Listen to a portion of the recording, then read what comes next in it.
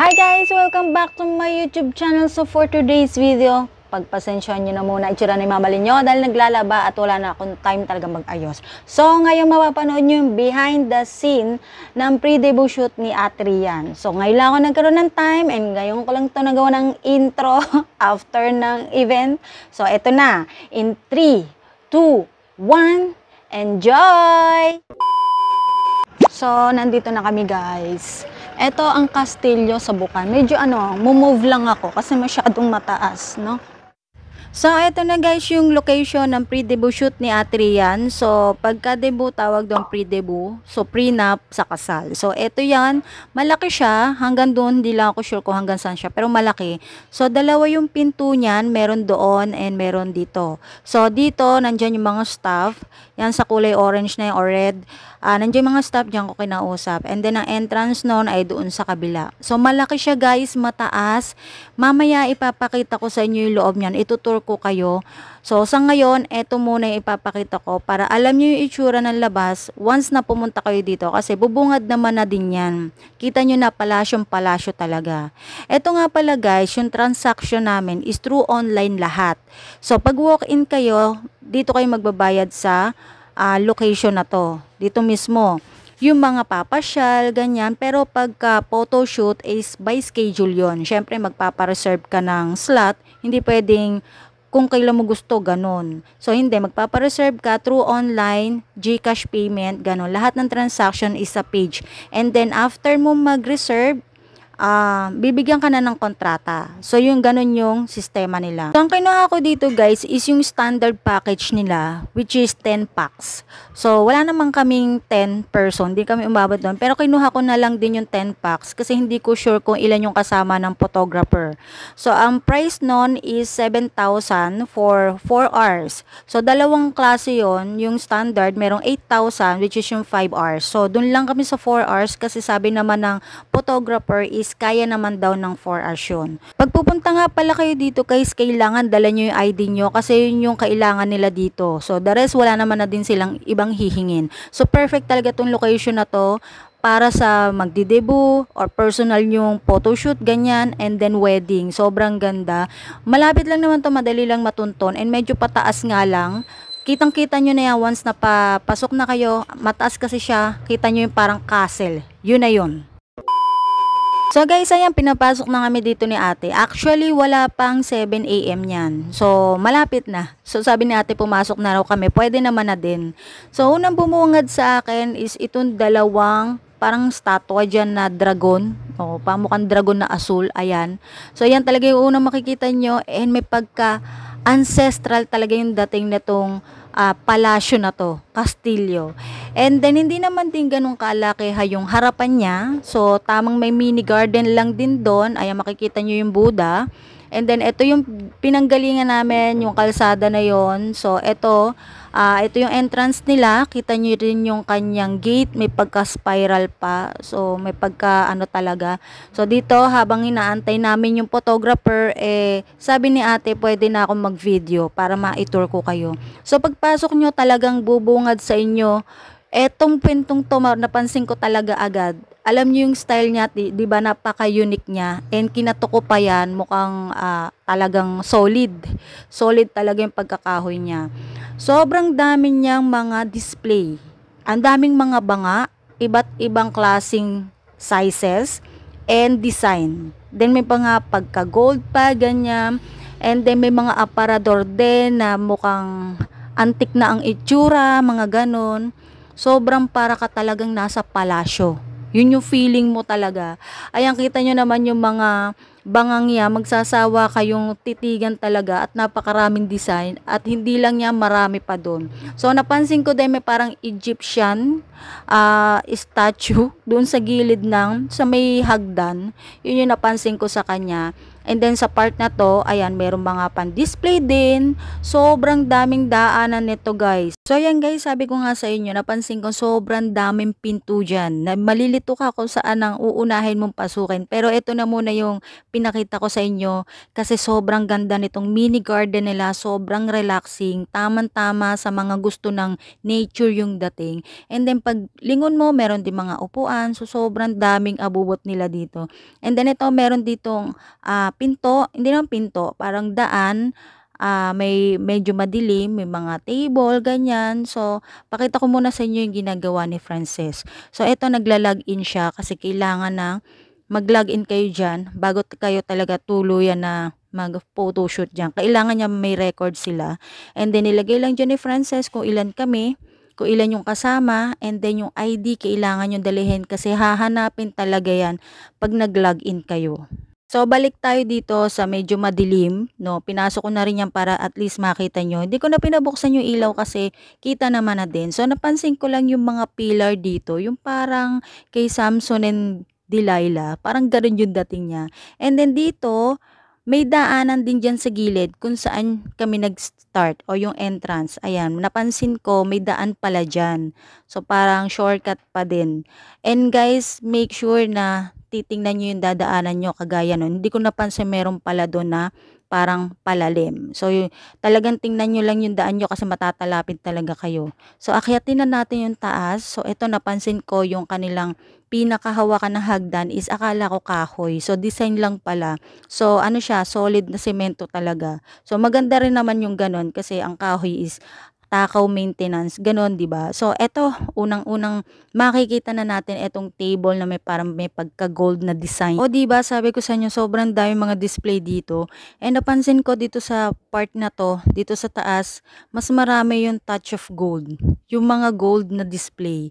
Sobrang ganda dito, guys, kaya ang dami nagpapabook talaga. Sobrang perfect talagang pang photoshoot sa debut. So, ayan siya. And then, pasukin natin tong pintong to. So, dito naman guys, napansin ko, walang masyadong mga display na kagaya ng mga banga, ganyan, iilan lang. Ang marami dito is upuan. So, dito sa area na to is sobrang hangin. Sa totoo lang, nararamdaman ko yung hangin niya kasi may bukas na pintana doon. And then, dito naman, sa pagpasok mo sa pintong to, ito na yung napansin ko, yung ibang klaseng style naman ng mga upuan, di ba? O, kita nyo yung mga details ng dinadaanan ko. Ayan, meron din daan doon guys, pero hindi yun pwedeng puntahan. Kita nyo naman, mayroong red na nakalagay. So, ayan, tingnan nyo na lang mabuti yung mga pinapakita ko sa inyo. And then, may punto dito sa gilid. Eto guys, sobrang ganda rito. Gustong gusto ko tong part na to. Sobrang lakas ng hangin, ang lamig. And then yung sinag ng araw niya, ang sarap pa sa balat. Ay, ang ganda ng overview niya, 'di ba? So, kung gusto mo lang magmuni-muni, ganyan pagka mag-walk-in kayo dito, ang ganda. Nakaka-relax talaga. Ayan yung itsura niya guys. Hindi ko na to masyadong kinat para at least kita nyo talaga yung detalye nitong kastilyo dito sa Bukal. Ayan siya. So, ang pansin ko dito guys, meron din palang hagdan. Mamaya papakita ko sa inyo. Dito sa gilid, ayun, may pinto pa doon yung tinuturo ko. And then ito, hindi siya masyado pansin and medyo makipot yung daan guys. Talagang mag-iingat kayo dito. Baka lalo na kung may kasama kayong bata. Kaya si Chelsea hindi ko na pinasunod dito. So, itong daan na to, papunta naman doon sa baba.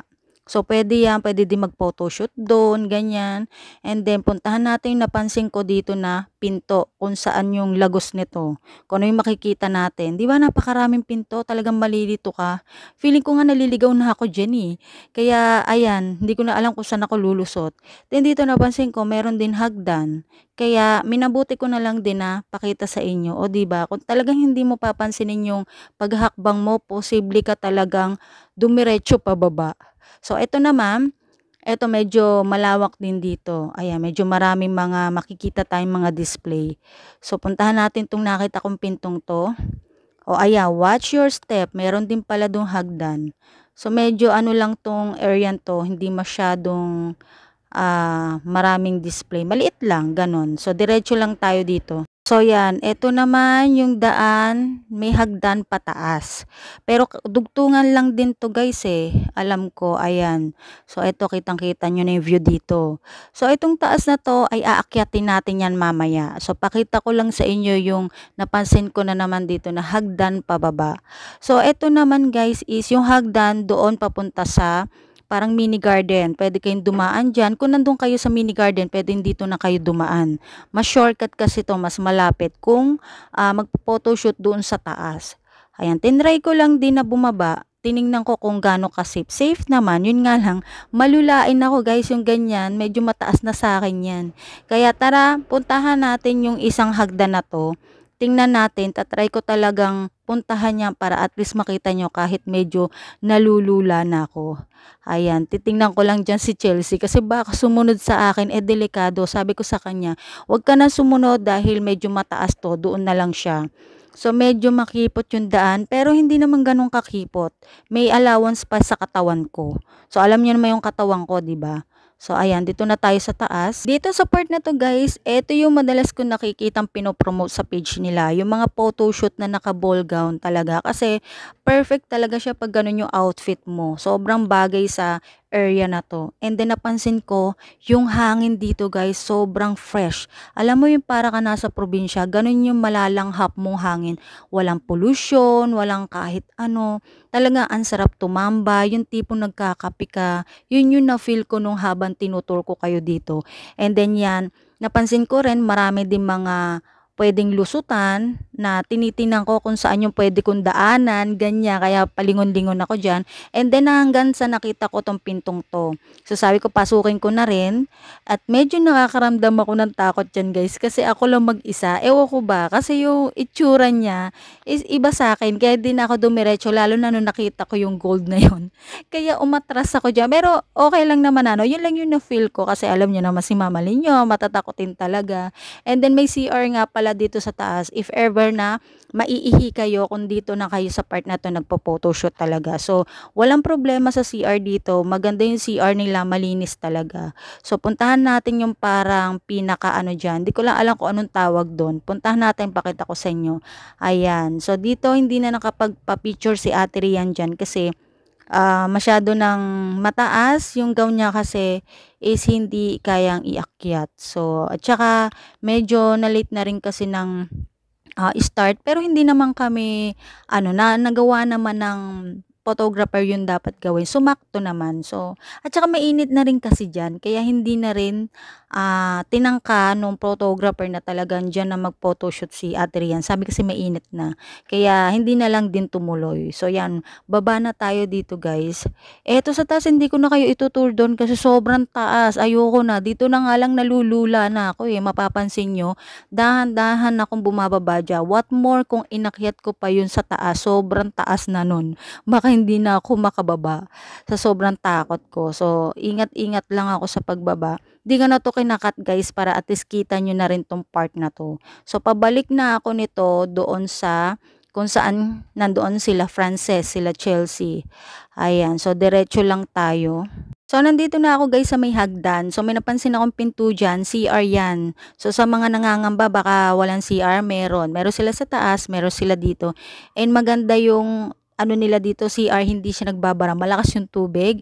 Kung iniisip nyo, paano kapag nakaramdam kayo ng pagpupo, walang problema kasi hindi yan magbabara. Talagang malakas yung tubig nila. Magsasawa kayo sa tubig. And then, mabango yung CR nila. So, ito yung inupuan ni Frances. Ayan, dinemo niya pa kung paano yung pwedeng posisyon ni Ate Rian. So, sobrang ganda niyan. Para ka lang nasa trono, reyna, ganon. So, ito naman may hinawakan ko yung parang itlog dyan. Wala lang, natuwa lang ako dyan. So, ito na guys, yung makeup artist ni Ate Rian. Siya yung magme-makeup. Actually, yung isa lang yan dyan, yung may hawak ng blue eco bag. Siya yung magme-makeup. So, hinatid lang siya nung kasama niya. And then, yung photographer is susunod na lang daw. Ang importante kasi sila yung mauna, ma-makeup pa na si Ate Rian para pagdating is ready na. Ayan. So, ito, sineset up na yung gagamitin para kay Ate Rian sa first look niya.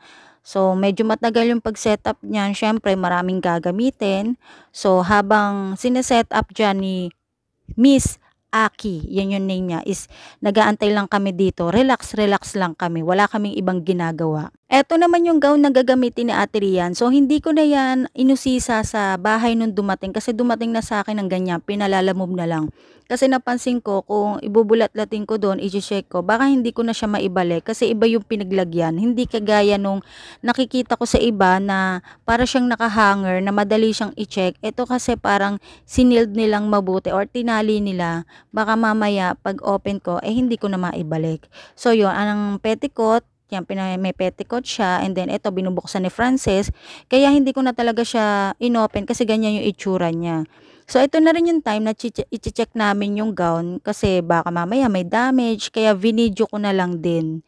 Kasi baka mamaya may sira yan tapos in charge pa sa amin. So ang ganda nitong gown na to, ang ganda nung pagka-blue niya, royal blue niya in person talaga. Actually nabibigatan ako dyan, pero sabi ni Ate Rian, sa lahat na nasukat niyang gown is ito yung pinakamagaan. So ito na yung napili niyang gown para sa pre-debut shoot niya. Kaya, ayan. So, choice naman niya yan. Maganda naman yan. Sobrang bagay din talaga sa kanya. So, ilalagay na natin yan dito sa upuan para ready na yan after ng makeup. So, ito na. Sinisimulan na si Ate Rian make-upan para sa kanya first look.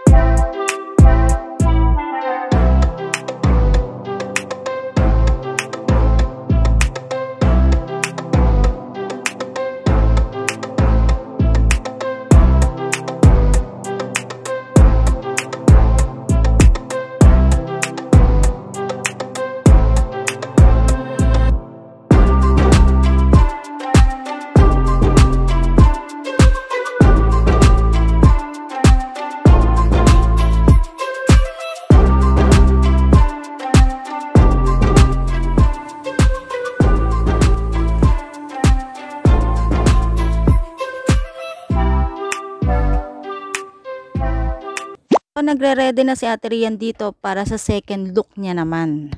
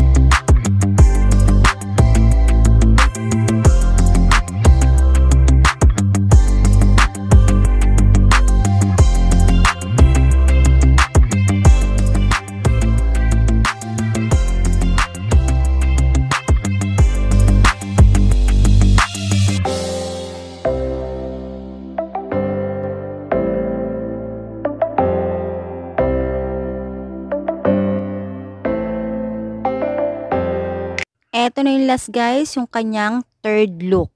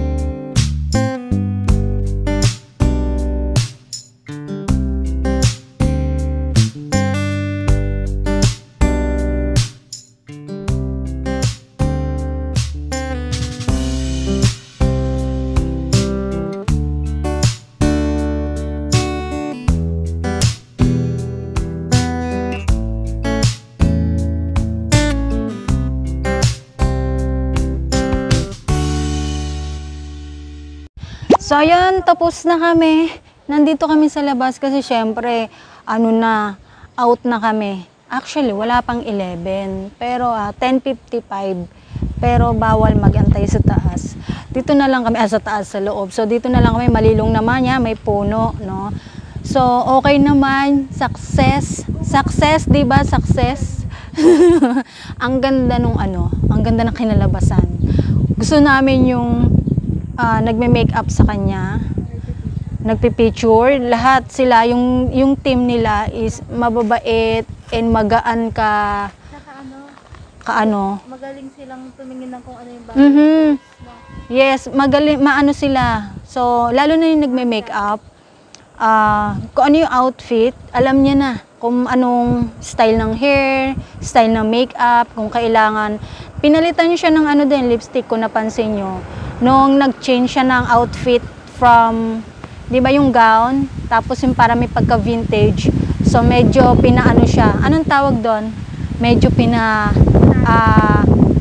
sassy daw, sassy. Kontrabida, ganon. Tapos, after nun, nag-switch siya sa pagiging CEO. yung damit ni Ate Rian, actually, choice niya na yan. So, hirap na hirap ako kung anong isusuot niya talaga. So, kung ano na lang yung bet niya. Noong una, parang alangan ako doon sa kanyang parang tube na damit. Pero ang ganda na. Pero ang ganda pala nung kinalabasan. Nandito, bumagay siya doon sa place. Sa yung mga posing niya. Bumagay talaga. Yung mga accessories. Yes. Provided. At saka, yun pa. Kasi sabi ko, wala naman kaming dala-dala na kung ano-ano, di ba? Na maabubot, kundi eto lang gown talaga. So, yun na, meron na, kompleto accessory, so ganyan. So, wala na talagang po problemahin. And nagustuhan ko talaga yung ayos niya. No, nagustuhan ko talaga. Meron kasi na nag-aayos na ang layo nung itsura, ang layo ng itsura nung tawag doon sa makeup, yung sobrang nagbabago. Parang masyadong makapal yung kilay, ganun. Sa kanya, sakto lang. So, yun. Parang gusto nga namin na, yun na lang din ang mag-makeup sa debut, kaya lang, hindi pwede gawa ng nasa package, yung hair and makeup. Ang tagal! Baka ngayon pa lang aalis yung yung service namin. Inarkila, abutin kami dito na gutom na kami. Ito pa man din, hindi pwedeng uminom ka ng tubig. Ito, may pasok pa yan. Ay, may pasok ka pa, di ba? May pasok pa yan, kaya kailangan mahasundo na kami.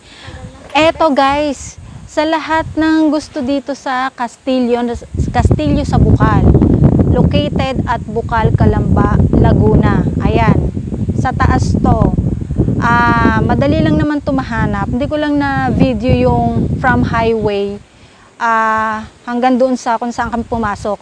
Na-video ko lang yun na nakapasok na kami. So, nawala sa isip ko. Pero madali lang tong matunton. And make sure na meron kayong wifi. Packet wifi or ganun kasi kung aasa kayo sa signal, walang signal dito. Ayun nga lang din, no? Ayun lang kasi wala talagang signal yung cellphone ko. Bumaba pa ako. Dito sa labas meron. Bumaba pa ako para mag-send yung message. Ayan, ang hirap ng signal. Pero anyway, yon. Ang ganda naman ng lugar. Kami, di ba? Palasyong palasyo. Para kang prinsesa pag nandiyan ka nakatira. Ayan o. Parang tingin namin, dati siyang bahay. Tapos, ginawa na lang siyang pinagkakitaan na lang. Ginawang ganyan. Hindi ka nagpapakita taas, no? Oo, sa pinakataas, meron. Meron? Meron dyan. Kaya lang, wala na eh. Hindi na ano kung aakyat pa tayo sa taas, mainit na. Kasi medyo natagalan lang yun din pag ma-make up, pero okay lang naman. So mamaya na lang guys, pag uwi sa bahay ha. At medyo pagod na nga lang din kami. So mamaya na ulit, kita-kits tayo sa bahay.